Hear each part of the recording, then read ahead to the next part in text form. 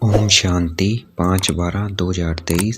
आज की मुरली चिंतन, फिर मुरली विस्तार से। तो पहले आज की मुरली चिंतन। परमात्मा आकर हमारा कल्याण करते हैं, उसकी निशानी है हम रोएंगे नहीं, रोना बंद हो जाएगा। ये निशानी है कि परमात्मा आकर हमारा कल्याण करते हैं। मनुष्य भक्ति में स्वर्ग को याद करते हैं, क्योंकि मनुष्य भक्ति में स्वर्ग को तब याद करते हैं जब कोई मरता है। वैसे याद नहीं करते हैं, जब मरता है तब याद करते हैं। क्यों याद करते हैं? क्योंकि दुख है, ये दुनिया नरक है, इसलिए याद करते हैं। कल्याण या रोना निशानी है देह अभिमान की, बॉडी कॉन्शियस की। जो अपने आप को सोल समझता है वो रोएगा नहीं, जो अपने आप को शरीर समझता है वो रोएगा। कल्याण है शिव बाबा को याद करने से और श्रीमत पर चलने से, उस भगवान की श्रीमत पर चलने से कल्याण है। त्रिकालदर्शी हम ब्राह्मण है, बीके क्या है? त्रिकालदर्शी है, और कोई देवी देवता नहीं है।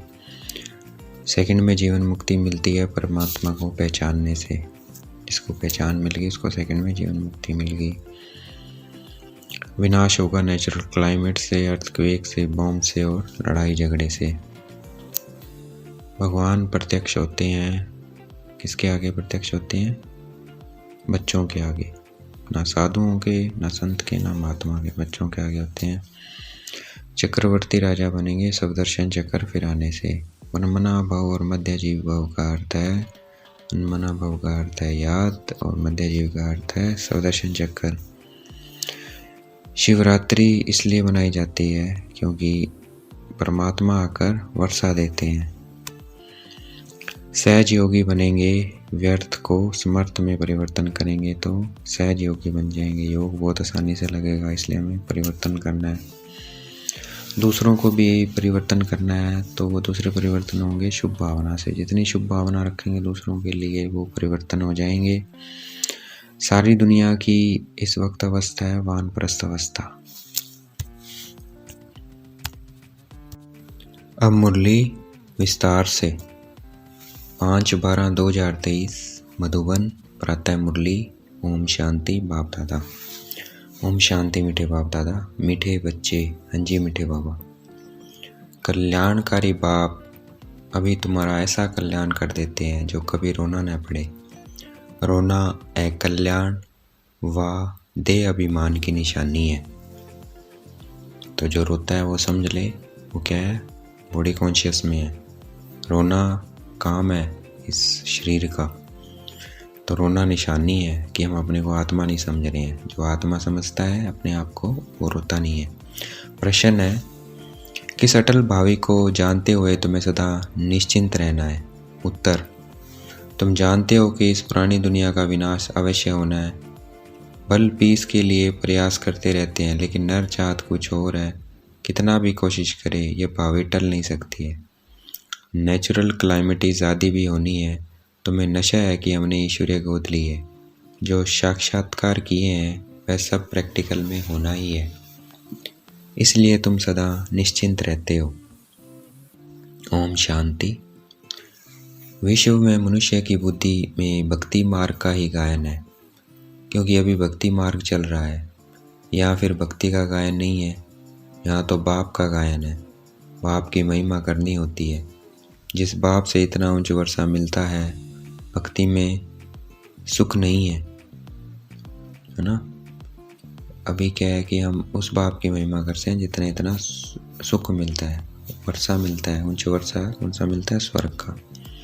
भक्ति में सुख नहीं है। भक्ति में रहते हुए भी याद तो स्वर्ग को करते हैं ना। मनुष्य मरते हैं तो कहते हैं स्वर्गवासी हुआ, तो खुश होना चाहिए ना। जबकि स्वर्ग में जन्म लेते तो फिर रोने की तो दरकार ही नहीं। वास्तव में यह सच्ची बात तो है नहीं कि स्वर्गवासी हुआ, इसलिए रोते रहते हैं। इसलिए याद तो करते हैं स्वर्ग को, लेकिन रोते रहते हैं। इसका मतलब क्या हुआ? कि वो स्वर्गवासी नहीं हुआ। अगर मरने के बाद स्वर्गवासी होता तो रोते नहीं। जैसे सतयुग में जब कोई मरता है तो वहाँ रोते नहीं है। क्यों? क्योंकि वहाँ स्वर्गवासी हैं। इसलिए अब इन रोने वालों का कल्याण कैसे हो? रोना दुख की निशानी है। मनुष्य रोते तो है ना, बच्चे जन्मते हैं तो भी रोते हैं क्योंकि दुख होता है, दुख नहीं होगा तो जरूर हर्षित रहेंगे। रोना तब आता है जब कोई न कोई एक कल्याण होता है। सतयुग में कभी एक कल्याण होता नहीं है, इसलिए वहाँ कभी रोते नहीं है। एक कल्याण की बात ही नहीं होती है। यहाँ कभी कमाई में घाटा पड़ता है या कभी अन्न नहीं मिलता है तो दुख होते हैं, दुख में रोते हैं, भगवान को याद करते हैं कि आकर सभी का कल्याण करो। अगर सर्वव्यापी है तो किसको कहते हैं कल्याण करो? सोचने वाली ये बात है। अगर सर्वव्यापी है तो किसको कहते हैं कि कल्याण करो? मतलब यहीं प्रेजेंट है, फिर तो कहने की जरूरत ही नहीं है, तो इसका मतलब यहाँ नहीं है। अगर सर्वव्यापी है तो किसको कहते हैं कल्याण करो? परमपिता परमात्मा को सर्वव्यापी मानना बड़े से बड़ी भूल है।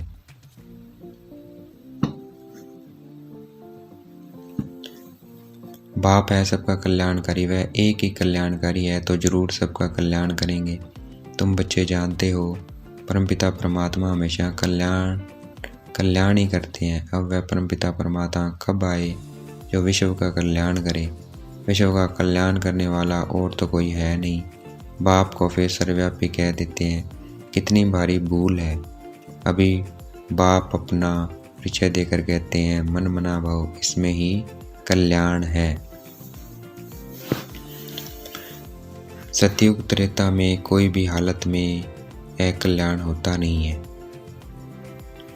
तो बाबा आकर अपना परिचय देते हैं और कहते हैं मन मना भव, भाई मन ही मन मुझे याद करो। तो बाबा ने आके क्या कल्याण किया कि मुझे याद करो, यही क्या है? कल्याण है। सतयुग त्रेता में कोई भी हालत में एक कल्याण होता नहीं है। त्रेता में भी जबकि राम राज्य है तो वहाँ शेर बकरी इकट्ठे जल पीते हैं। हम राम सीता के राज्य की इतनी स्तुति नहीं करेंगे क्योंकि दो कला कम हो जाने से कुछ न कुछ सुख कम मिलता है। तो सतयुग में क्या है? 16 डिग्री है हमारी सोल की एनर्जी और त्रेता में 14 डिग्री है, तो हम उसकी महिमा इतनी ज़्यादा नहीं करते हैं क्योंकि दो कला जो एनर्जी है वो कम हो गई है 2 डिग्री। हम राम सीता के राज्य की इतनी स्तुति नहीं करेंगे क्योंकि 2 कला कम हो जाने से कुछ ना कुछ सुख कम मिलता है। हम तो पसंद करते हैं स्वर्ग जो बाप स्थापन करते हैं, उसमें पूरा वर्षा पाए तो बहुत अच्छा है।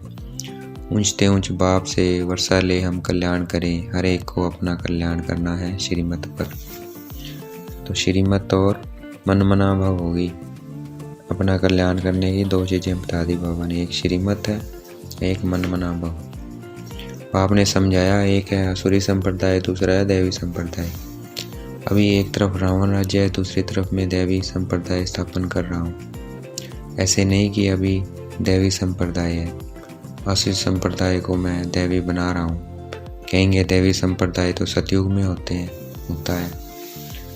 बाप कहते हैं इस असुरी संप्रदाय को दैवी संप्रदाय भविष्य के लिए बनाता हूँ। अभी है ब्राह्मण संप्रदाय, दैवी संप्रदाय बन रहा है। गुरु नानक ने भी कहा है मनुष्य से देवता कि ये करत लागे नवार, अर्थात परमात्मा आकर ऐसा कर्म सिखलाते हैं कि मनुष्य देवता बन जाता है।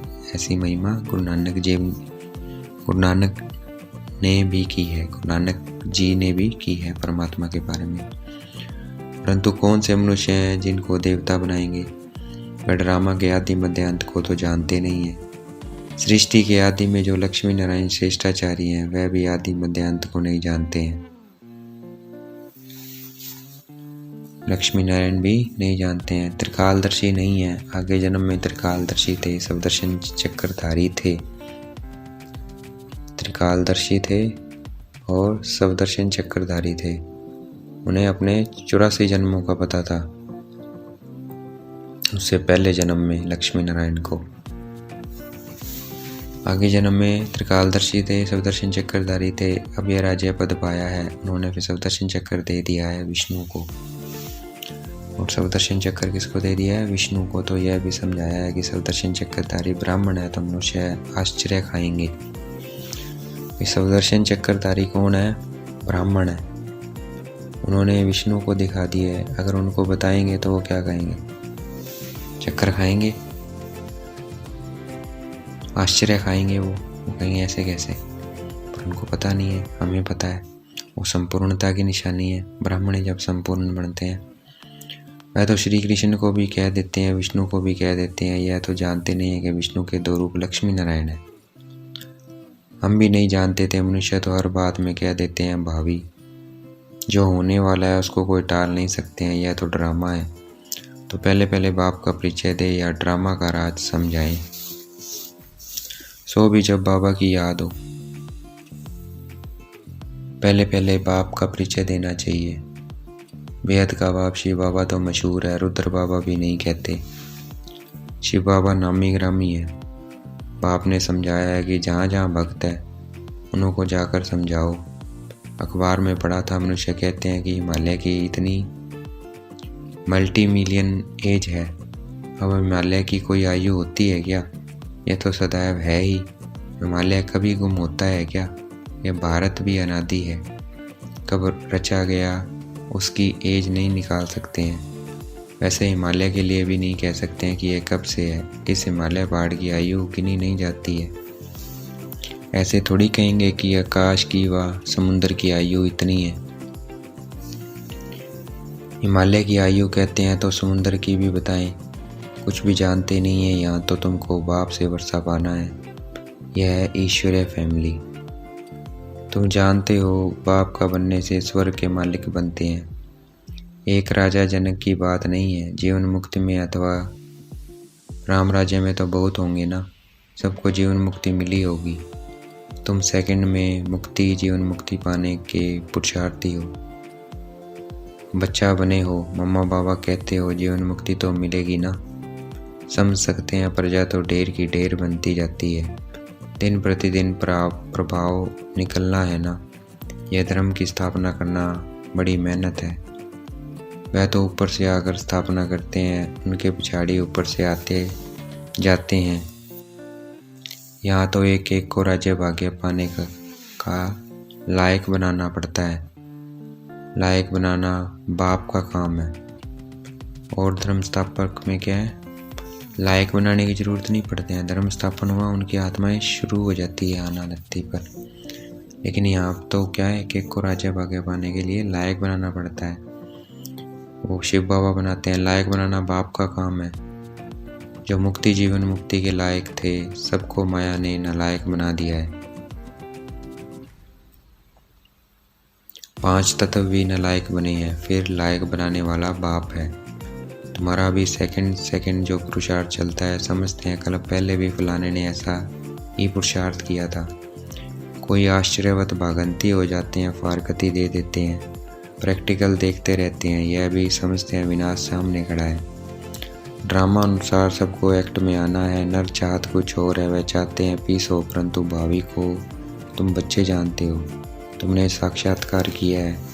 वह पल कितना भी माथा मारे कि विनाश न हो, परंतु यह भावी टल नहीं सकती है, क्योंकि ये नियम है नेचर का। परिवर्तन होता है तो सब में परिवर्तन होता है। मनुष्य में भी होता है, प्रकृति में भी होता है, आत्मा में भी होता है। कितना भी माथा मारे कि विनाश न हो, परंतु यह भावी टल नहीं सकती है। अर्थक्वेक नेचुरल कैलेमिटीज होगी, वे क्या कर सकते हैं? कहेंगे यह तो गॉड का काम है। तुम्हारे में भी बहुत थोड़े हैं जिनको इतना नशा चढ़ता है और याद में रहते हैं। सब तो परिपूर्ण नहीं बने हैं। तुम जानते हो यह भावी टलने की नहीं है। अन्न नहीं है, मनुष्य के रहने के लिए जगह नहीं है, 3 पैर पृथ्वी के नहीं मिलते हैं। तुम्हारा ये है ईश्वरीय परिवार, माता पिता और बच्चे। ब्राह्मण परिवार की बात कर रहे हैं बाबा। माता पिता ब्रह्मा मम्मा और बच्चे हम ब्राह्मण। और शिव बाबा क्या हैं? सबके माता पिता हैं। बाप कहते हैं मैं बच्चों के आगे ही प्रत्यक्ष होता हूँ। मतलब ब्रह्मा कुमार कुमारी इसके आगे ही प्रत्यक्ष होता हूँ, जिन्होंने परमात्मा को पहचाना है। बच्चों को सिखाता हूँ। बच्चे भी कहते हैं जिन्होंने उसे पिता माना है। बच्चे भी कहते हैं हम बाप की मत पर चलते हैं। बाप भी कहते हैं मैं बच्चों के ही सुमुख आकर मत देता हूँ, बच्चे ही समझेंगे। नहीं समझते हैं तो छोड़ो। लड़ने की कोई बात नहीं है। हम परिचय देते हैं बाप का। बाप कहते हैं मुझे याद करो तो विक्रम विनाश होंगे,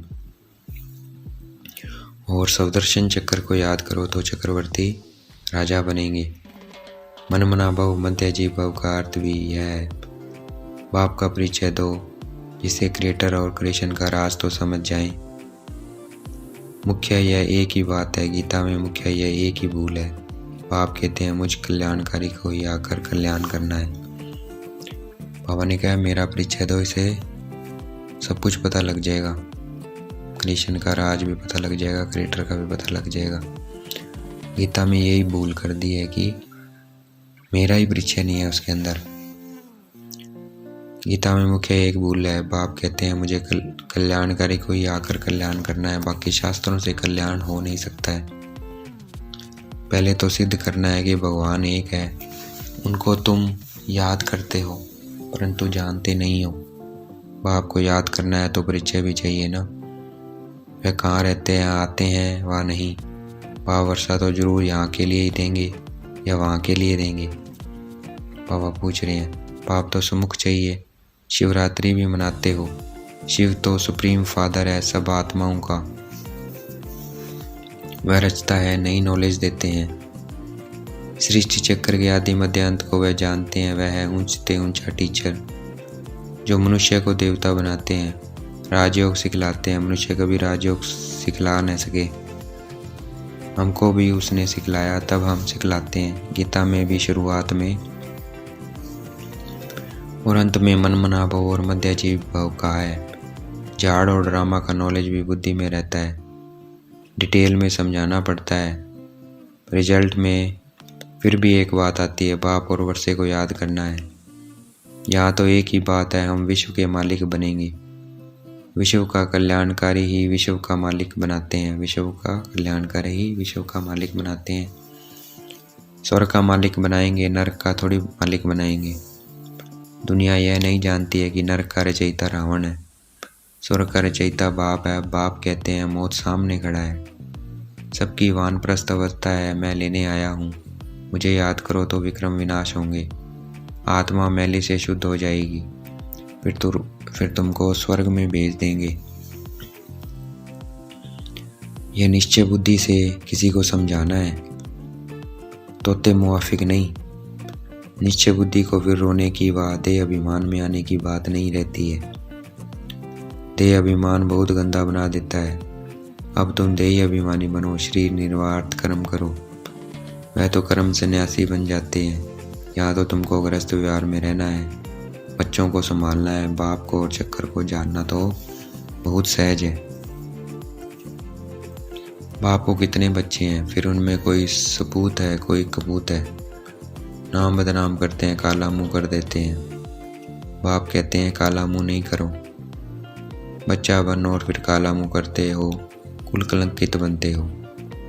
इस काम चिता से तुम सांवरे बने हो। काम चिता पर थोड़ी जल मरना है, हल्का नशा भी नहीं होना चाहिए। सन्यासी आदि अपने फॉलोअर्स को ऐसे थोड़ी कहेंगे, वह रियलिटी में नहीं है।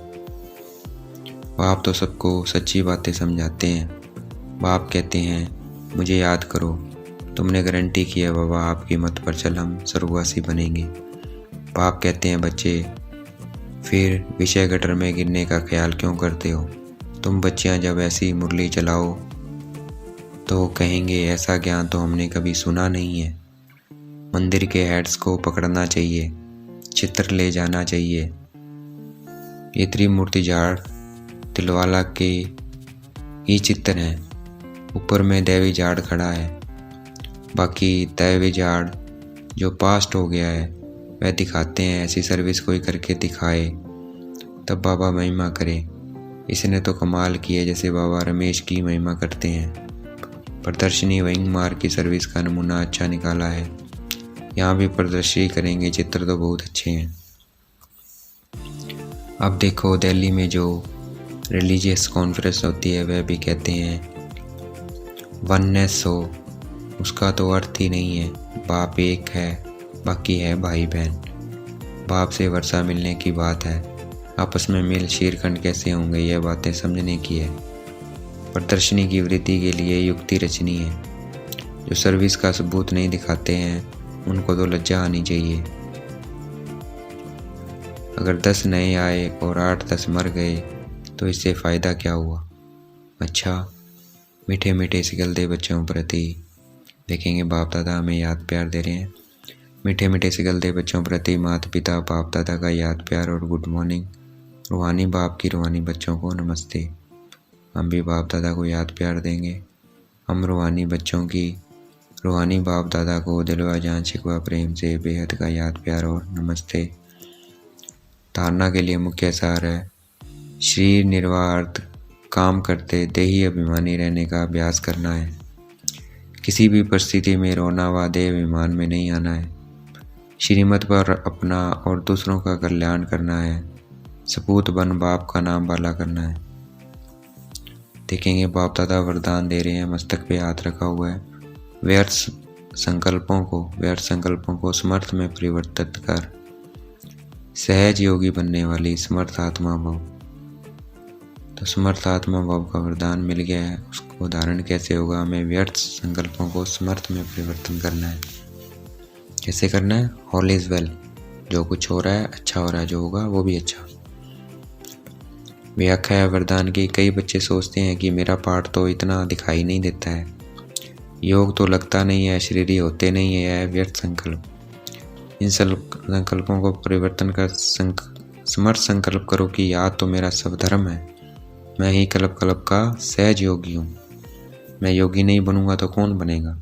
कभी ऐसे नहीं सोचो कि क्या करूँ, मेरा शरीर तो चल नहीं सकता है, यह पुराना शरीर तो बेकार है। नहीं, वाह वाह के संकल्प करो, कमाल खाओ इस अंतिम शरीर की, तो समर्थी आ जाएगी। वाह वाह भाई, मुझे इस शरीर में भगवान मिला है, इतनी है शरीर की कि इस अंतिम जन्म में शरीर में मुझे भगवान मिला।